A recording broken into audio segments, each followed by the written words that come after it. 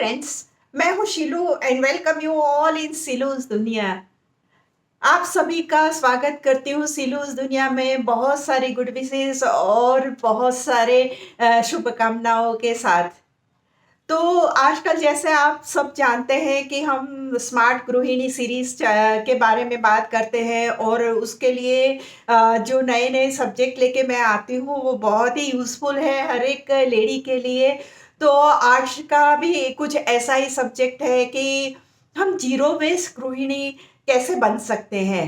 आपके लिए शायद ये नया वर्ड होगा, पर आज हम उसके बारे में बात करेंगे तो आपको लगेगा कि नहीं, ये तो बहुत इम्पोर्टेंट चीज़ है कि हमें भी जीरो वेस्ट गृहिणी बनना चाहिए। तो आज उसके बारे में बात करते हैं। सो फ्रेंड्स, स्मार्ट गृहिणी सीरीज में हम बात करते हैं किस तरीके से हम अपने घर का, अपने पैसों का और अपने समय का एकदम प्रॉपर तरीके से मैनेजमेंट कर सकें। तो अगर हमें इस तरीके से मैनेजमेंट करना है और स्मार्ट गृहिणी बनना है तो हमें जीरो वेस्ट गृहिणी भी बनना पड़ेगा। और जीरो वेस्ट गृहिणी क्या होती है उसके बारे में अगर बात करें तो सबसे पहली बात ये है कि वो अपने घर में है ना, जो चीज़ें हैं ना उसका सही इस्तेमाल करती है। यानी कचरा वो समझ के उसे निकाल के फेंक देना फिर नया लेके आना, ये बात नहीं होती है। जो भी चीज़ें उसके पास है उसका बेस्ट यूज़ करना उसे आता है। सेकंड थिंग ये है कि जीरो वेस्ट गृहिणी है ना, वो अपने पास जो भी चीज़ होती है उसका मैक्सिमम यूज़ करती है। और तीसरी बात ये है कि वो अपने पैसे बचाती है और उसे इन्वेस्ट पे भी करती है और इसके साथ वो एनवायरनमेंट का भी बहुत ध्यान रखती है। अब ये सब चीज़ें आपको बारी बारी से जब एक्सप्लेन करूँगी तो आप भी कन्विंस हो जाओगे कि हाँ, जीरो वेस्ट गृहिणी बहुत ही इम्पोर्टेंट सब्जेक्ट है और वो उसके बारे में हमें सोचना चाहिए। जीरो वेस्ट का मतलब ये नहीं होता कि 100% परफेक्ट होना। इसका मतलब ये होता है कि धीरे धीरे इम्प्रूव करना। अब देखो, गृहिणी के बारे में बात करें तो गृहिणी के हाथ में जो चीज़ें होती है उसमें किस तरीके से वो जीरो वेस्ट कर सकती है। तो सबसे पहला किचन की बात आएगी। किचन में किस तरीके से हम जीरो वेस्ट कर सकते हैं, आइए उसके बारे में देखें। अब जीरो वेस्ट किचन में हम देखें तो लेडीज़ का तो सबसे ज़्यादा टाइम किचन में ही निकलता है ना? तो वहाँ पे जब हम सब्जियाँ काटते हैं, फल काटते हैं तो बहुत सारे उसके छिलके वगैरह निकलते हैं। तो ये जो चीज़ें हैं ना उसका हमें किस तरीके से यूज़ करना चाहिए। थोड़े एग्ज़ाम्पल मैं देती हूँ, जैसे कि आप उन छिलकों में से वेजिटेबल स्टॉक बना सकते हैं। अब जब सूप बनाते हैं या पराठे का आटा आप गूँथते हैं तो उसमें आप यूज़ कर सकते हैं ये वेजिटेबल स्टॉक का। और इसमें बहुत सारे विटामिन्स वगैरह रहते हैं। दूसरी बात ये है कि आप उन छिलकों में से है ना कंपोस्ट बना सकते हैं। आप अगर आपको गार्डनिंग का शौक है, आपके यहाँ छोटे-मोटे थोड़े पौधे लगाए हुए हैं ना, तो उसके लिए बेस्ट आपको जो उसके लिए कंपोस्ट चाहिए वो आपको उसमें से मिल जाएगा।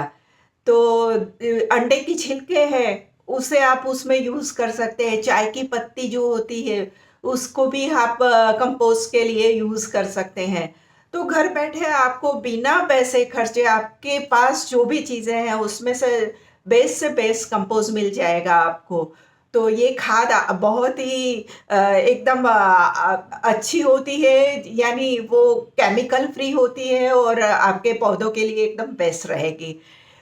उसी तरह जैसे धनिया के जो डंठल होते हैं ना, वो कई बार बहुत ही यूज़फुल रहते हैं। कोई सब्जियों में इस तरीके से हम डालते हैं या उसकी खुशबू की जहाँ हमें ज़्यादा ज़रूरत है ना, ऐसी कोई चीज़ों में हम डाल के उसका यूज़ कर सकते हैं। तो धनिया के डंठल में सबसे ज़्यादा खुशबू धनिया की जो होती है ना, वो उसी में होती है।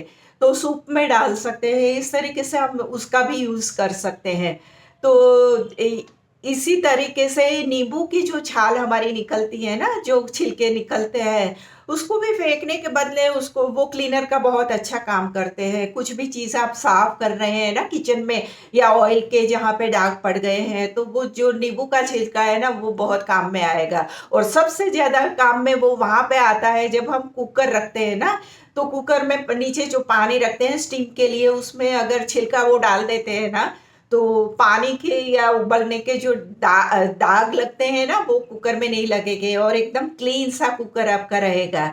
तो है ना, छोटी-छोटी चीज़ें जो हम वेस्ट में डाल देते हैं, ऐसी तो बहुत सारी टिप्स हो सकती है, पर उससे मैं समाने जाऊँगी तो लंबा वीडियो हो जाएगा। तो ऐसी बहुत सी चीज़ें ऐसी हैं कि जो हम वेस्ट में डाल देते हैं, पर उसका हम यूज़ कर सकते हैं। अब दूसरी बात ये है कि अगर हमें ज़ीरो वेस्ट गृहिणी बनना है ना, तो जो हमारे पास खाना बच जाता है ना, उसका रीयूज़ करना हमें आना चाहिए। ज़्यादातर लोग ऐसा ही करते हैं कि चलो 4 रोटियाँ बची है तो फेंक देते हैं, या फिर चावल बचे हैं फेंक देते हैं, उसके बदले उसको कुछ उस तरीके से रिनोवेट कीजिए या कुछ ऐसा आइडिया लगाइए और बहुत अच्छी तरीके से आप बना सकते हो। फॉर एग्ज़ाम्पल कि आप सब्ज़ी बच गई है, उसमें थोड़े उबले हुए आलू डाल दीजिए और थोड़ा चटपटा बना दीजिए, चाट मसाला वग़ैरह डाल के और उसकी सैंडविच बना लीजिए। या फिर जो सब्ज़ी ऐसे पड़ी है कि उसमें थोड़ा-सा और रिनोवेट करके आप उसके भरवा परोठे बना सकते हैं। तो ये तो सबको पसंद होता है और घर में सब बहुत खुशी-खुशी खा लेंगे। और हम जो खाना बनाते हैं, ये बहुत याद करने और सँभालने वाली बातें हैं कि हम जो खाना बनाते हैं ना, बेस से बेस हम ऑयल यूज़ करते हैं, बेस से बेस हम सब्जियाँ लाते हैं, बेस से बेस हम मसाले यूज़ करते हैं और ग्रेन भी ऐसे ही यूज़ करते हैं। तो हम उसे क्यों वेस्ट करें? उसको सबसे ज़्यादा हमें अहमियत देनी चाहिए और उसका रीयूज़ करके उसमें हम ज़ीरो वेस्ट गृहिणी बन सकते हैं। जैसे कि बची हुई रोटी के लड्डू बना दिए, उसमें थोड़ा गुड़ वगैरह और घी डाल के, ये बहुत पौष्टिक चीज़ बन जाती है। उस तरीके से चावल है, उसमें थोड़े मसाले करके आप उसके पकोड़े बना सकते हैं या फिर उसका कुछ राइस बना सकते हैं। उस टाइप का स्पेशल बन जाता है, जैसे लेमन राइस है, जैसे पुलाव है, उस तरीके से आप बना सकते हैं। दाल वगैरह है, उसको आप दाल परोठे में के तरीके से यूज़ कर सकते हैं या दाल में ढोकली डाल के फिर दाल ढोकली भी बना सकते हैं। तो बहुत सारे ऐसे ऐसे यूज़ है कि सबको पता भी नहीं चलेगा और एक नया व्यंजन आप बना लोगे और इसमें है ना, आपकी इमेजिनेशन भी बहुत काम में आएगी और आप नया-नया कुछ, हर रोज़ का काम है किचन का काम, तो आप बहुत आसानी से ये कर सकोगे और आपकी एक-एक चीज़ का आप प्रॉपरली यूज़ कर सकोगे। किचन में ये देखा जाए तो आप है ना, जैसे स्टोरेज के बारे में भी हम ज़ीरो वेस्ट बन सकते हैं, क्योंकि स्टोरेज जब हम कंटेनर्स वग़ैरह लेते हैं ना, तो उस टाइम पे हमें ध्यान रखना चाहिए कि वो ट्रांसपेरेंट हो और उस तरीके से एयर टाइट हो। तो ये 2 बातें हो जाती है, ट्रांसपेरेंट होने की वज़ह से आपको जो दिखता है वही बनता है, वो वाली बात हो जाएगी। आपको पता चल जाएगा कौन-सी चीज़ कितनी क्वांटिटी में है, अननेसेसरी आपके खर्चे नहीं होंगे। और दूसरी बात ये है कि ये नहीं कि भई चलो ये प्रॉपर नहीं है, इस एयर टाइट नहीं है इसलिए उसमें ये कीड़े पड़ गए, फिर फेंक देना चीज़ें, फिर नहीं लाना। वो नया लाना और जो चीज़ें फेंकना, ये सब चीज़ें हैं ना, बहुत सारे पैसे बर्बाद करती है।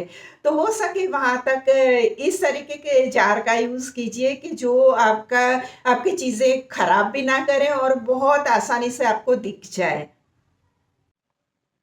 अब आप बोलोगे कि भई पैसे कैसे बचेंगे इसमें से? तो सिंपल सी बात है, कम खरीदी तो कम खर्चा, रीयूज़ करोगे तो नया नहीं लाओगे, है ना? ये सब छोटी-छोटी बातें हैं। नेक्स्ट ये है कि ज़ीरो वेस्ट शॉपिंग। ये भी बहुत इम्पोर्टेंट पार्ट है हमारी लाइफ का।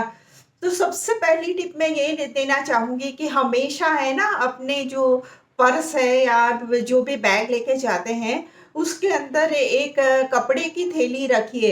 और ये जो थैलियाँ आती है ना आजकल, तो बहुत इतने आप उसे सिकुड़ के रखोगे ना, तो इतनी सी हो जाएगी, यानी इतनी भार भी नहीं लगेगा आपको, वेट भी नहीं लगेगा और आप आराम से उसे कैरी कर सकोगे। तो हमेशा आपके पर्स में वो होना ही चाहिए, एक एक या 2 ऐसी थैलियाँ, जो एक कोने में पड़ी रहेगी, आपको पता भी नहीं चलेगा, पर जब काम में आएगी तो आपको बहुत अच्छा लगेगा। कई बार ऐसा होता है जब हम शॉपिंग करने चले जाते हैं और हमारे पास बैग नहीं होती। अब वो जो बैग देते हैं वो चार्जेबल हमेशा होती है, अननेसेसरी हम ₹10 ₹8 ऐसे निकाल देते हैं और वो फिर आके हमें फेंक ही देनी होती है। तो ऐसी हर बार हम पैसे खर्च करेंगे तो इसका कोई मतलब नहीं है। तो अगर आपको जीरो वेस्ट करना है तो ये हमेशा अपने पास रखिए कि कुछ भी आप शॉपिंग करोगे, आप फल लोगे या कपड़े लोगे, आपके लिए बेनिफिशियल ही रहेगा कि आपके पास हमेशा एक बैग अंदर थैली पड़ी हुई होगी। सेकंड थिंग है कि buy only what is needed. अगर आपको जो चीज़ें ज़रूरत की है उसी का लिस्ट बना के जाओगे या उसी के बारे में सोचोगे और उसी तरीके से आप चीज़ें खरीदोगे ना, तो आपका पैसा कभी भी वेस्ट नहीं होगा।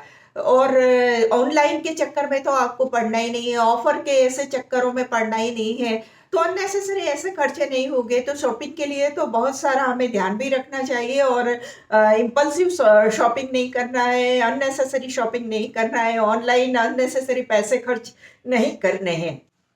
और ये एक बहुत इम्पोर्टेंट बात है कि जब भी आप शॉपिंग करने जाओ ना, तब किचन को और अपने फ्रिज को चेक करके जाइए। आप अननेसेसरी डबल-डबल चीज़ें नहीं खरीदोगे और वो आपके पैसे ब्लॉक नहीं करते रहेंगे। आपको पता चल जाएगा कि क्या चीज़ खत्म हो गई है, क्या लेना है या कुछ नया बनाना है, उसके लिए क्या लेना है, वो सब आपके माइंड में क्लियर हो जाएगा। तो हमेशा एक नज़र डाल के जाइए कि क्या चीज़ें आपको लेनी है, वो पता चल जाएगा फ्रिज और किचन को देखने से।